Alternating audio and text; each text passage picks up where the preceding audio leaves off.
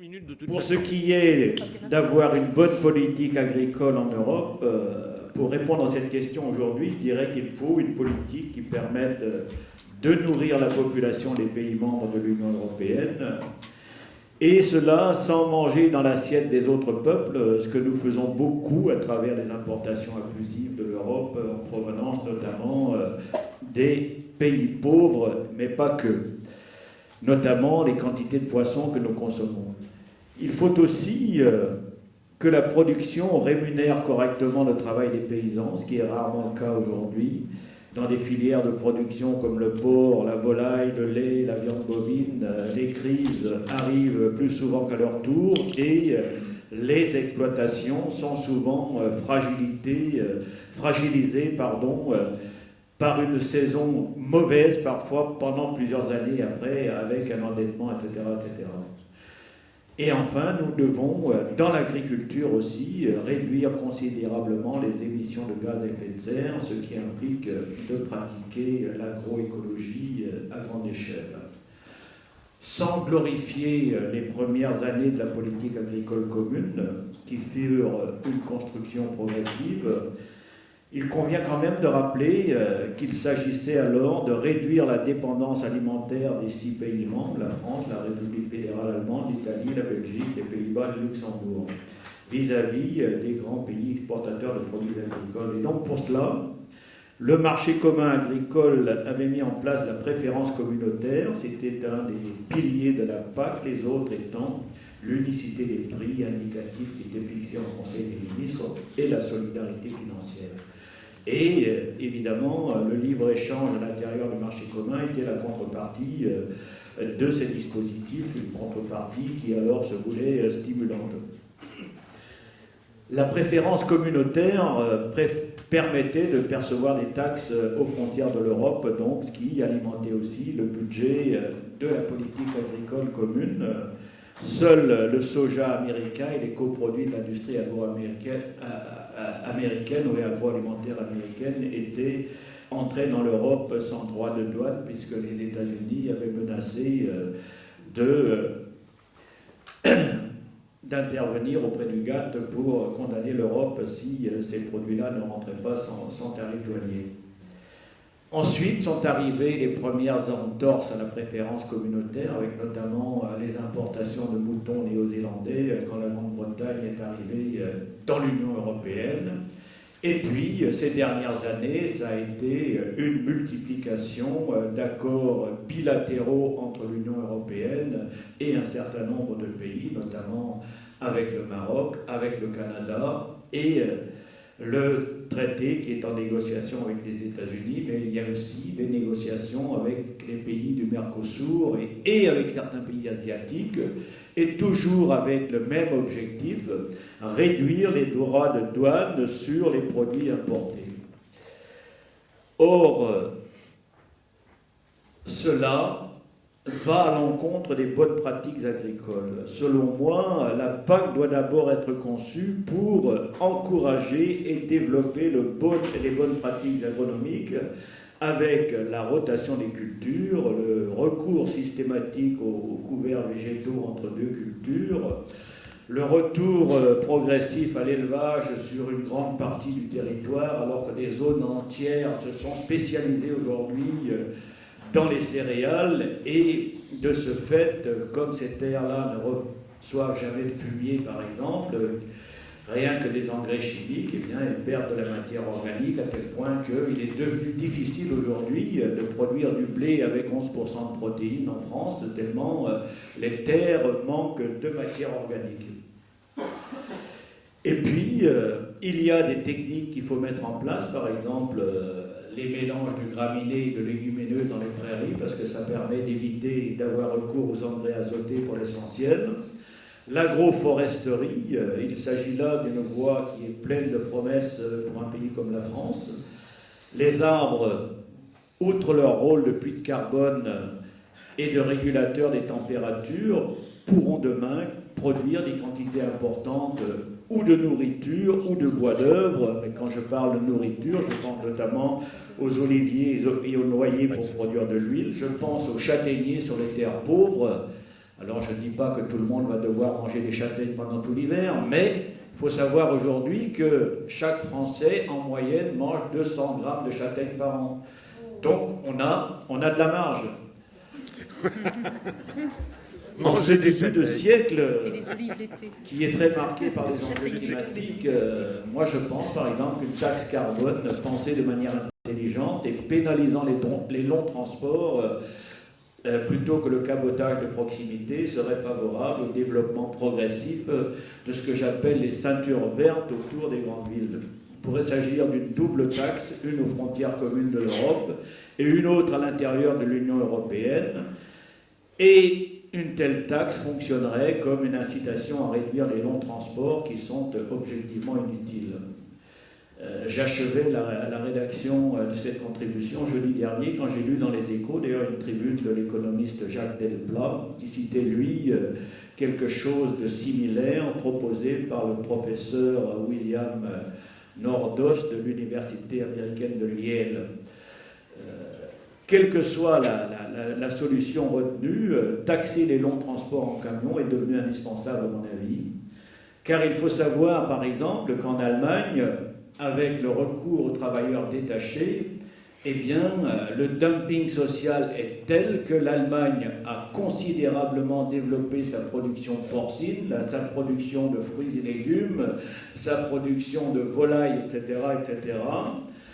Et comme les abattoirs allemands sont très compétitifs, eh bien, on a fermé des abattoirs aux Pays-Bas et au Danemark notamment, ce qui fait que les cochons vivants de ces deux pays vont souvent se faire abattre en Allemagne et reviennent en caissette, dans leur pays d'origine. On a même vu embarquer des truies de réforme en Bretagne pour se faire découper en pièces et se faire désosser en Allemagne et revenir après chez les salaisonniers par exemple. Ça aussi, ça fait partie des absurdités de l'Europe dans la mesure où on est toujours dans cette recherche de moindres coûts salariaux pour soi-disant réduire les coûts de production.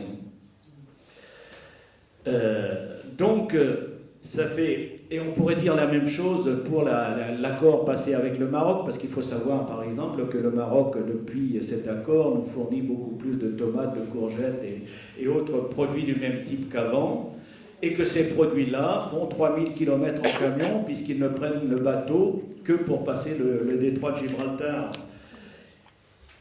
Facteur aggravant, je dirais, le Maroc étant un pays plutôt sec, il est en train, peut-être en quelques années, d'épuiser ses réserves d'eau et sera confronté à une pénurie de flotte comme l'est Israël aujourd'hui et d'autres régions, ou d'autres pays de cette région. Donc on voit bien, même pour les Marocains, ce n'est pas une bonne chose que de nous exporter de la flotte en quantité astronomique dans les tomates et autres produits du même type. S'agissant de l'agriculture d'une façon plus générale, les terres agricoles sont des mosaïques de territoires avec des potentiels agronomiques très différents selon les zones, selon les régions. Même dans une même exploitation, vous pouvez avoir quelques hectares de terres très fertiles et d'autres qui sont beaucoup plus mauvaises. Et c'est pourquoi la théorie des avantages comparatifs appliqués à l'agriculture est encore plus absurde que dans les autres secteurs économiques. Donc, raison de plus pour que la taxe carbone serve sur les transports à localiser les productions agricoles. Parce que si je prends une région comme l'Île-de-France, par exemple, en Île-de-France, il y a un bassin de consommation de 12 millions de personnes.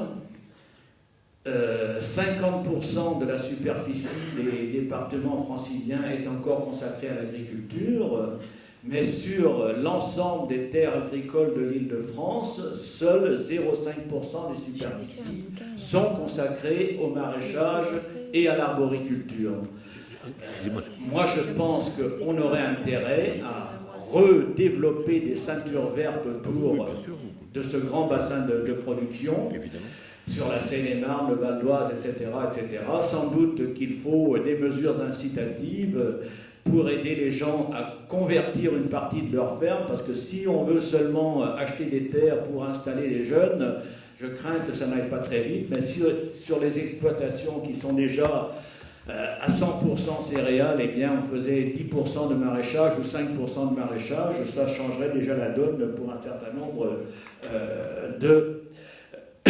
de productions qui seraient là à proximité des bassins de consommation. Je prends maintenant l'exemple de la production laitière, puisqu'on est en train de sortir des quotas laitiers.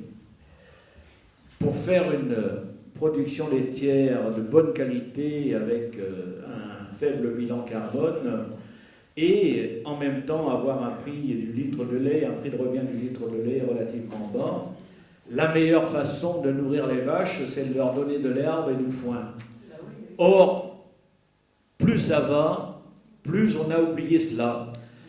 Plus ça va, dans les grandes étables notamment, on nourrit les vaches avec du maïs ensilé et du soja importé. Alors le maïs ensilé, c'est la tige et le grain. On récolte le maïs presque à maturité, on l'ensile, et donc c'est un mélange de tige et de grain. Et comme c'est un aliment qui est pauvre en protéines, il faut énormément de soja.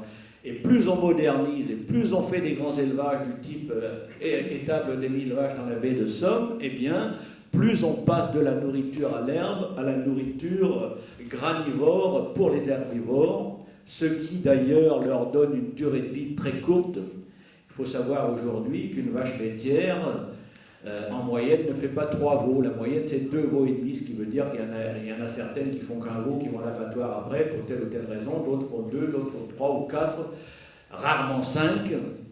Ce qui fait qu'une vache laitière, aujourd'hui, passe plus de temps de sa vie à ne pas produire du lait qu'à en produire, puisque généralement, avant 30 mois, elle ne fait pas son premier veau, et donc il n'y a pas de lait avant 30 mois, et à 60 mois, elle est déjà passée en beefsteak. Donc on voit bien que ce système-là ne peut pas durer. Combien de temps il me reste ? Il te reste 4 minutes. Bon, j'ai abrégé un peu, mais... Il faut abréger encore alors. Je voulais juste donner l'exemple de la Franche-Comté, parce que c'est très intéressant. La zone de production de comté. Dans la zone de production de comté, il y a un cahier des charges pour la fabrication du comté qui interdit de donner de l'ensilage aux vaches, pas d'aliments fermentés, on limite les compléments azotés, le reste c'est de l'herbe ou du foin, même pas de l'enrubanage. Et dans cette région, on fait un fromage de qualité, on maîtrise la production, et moyennant cela, eh bien, le lait en Franche-Comté est payé 25% plus cher que dans des régions qui ne sont pas données un cahier des charges. Par exemple, le lait du camembert, ce n'est pas du lait de vache normande systématiquement, ça peut être du lait de Primolstein, alors que le lait à Comté, ou c'est la Pie Rouge de l'Est, ou c'est la Montbéliarde, c'est 2 races qui ont un taux de protéines élevé dans leur lait, par exemple. Et donc, si d'autres régions avaient fait un cahier des charges beaucoup plus strict, je pense qu'on aurait plus de facilité dans le cadre de la sortie des quotas, parce qu'on aurait une maîtrise de la production. Parce que ce qui se passe aujourd'hui, c'est que les entreprises laitières tournées vers l'exportation sont en train de dire aux éleveurs, ça y est, vous pouvez lâcher les chevaux, vous pouvez produire 10 ou 15% de plus, on a des débouchés en Chine, on a des débouchés ailleurs, sauf que tous les pays de l'Union européenne, du moins les pays qui ont une forte production laitière, font le même calcul, et on risque peut-être déjà dans les prochains mois de se retrouver avec un prix du lait qui sera inférieur de 20 ou 30% à ce qu'il était l'année dernière. Il y a déjà eu une première baisse ces derniers mois. Donc on voit bien que ce système libéral mondialisé que la sortie des quotas laitiers va favoriser n'est pas du tout adapté pour la production laitière ni pour les autres productions agricoles. 2 minutes. Et ça a des répercussions sur d'autres secteurs, parce que un des secteurs qui va aller de plus en plus mal dans les prochains mois et les prochaines années, c'est les vaches qui ne produisent pas de lait, c'est-à-dire celles qui nourrissent leurs veaux. En France, il faut savoir qu'il y a 3 700 000 vaches laitières, mais il y a 4 200 000 vaches dites allaitantes, des charolaises, des limousines. Et comme la viande est devenue un sous-produit du lait et comme on consomme de plus en plus de viande hachée en France parce que ça coûte moins cher, la viande hachée des vaches de réforme, eh bien la viande de qualité elle a de plus en plus de mal à trouver son marché. Donc on voit bien que là aussi on va vers des difficultés. Dernière réflexion, je pense que l'avenir d'une production agricole en phase avec l'attente des consommateurs, ce n'est pas dans le gigantisme. Au contraire, je pense qu'une bonne politique agricole aujourd'hui devrait nous inciter à être de plus en plus locavores comme consommateurs, ce qui est essentiel pour connaître le contenu de notre assiette.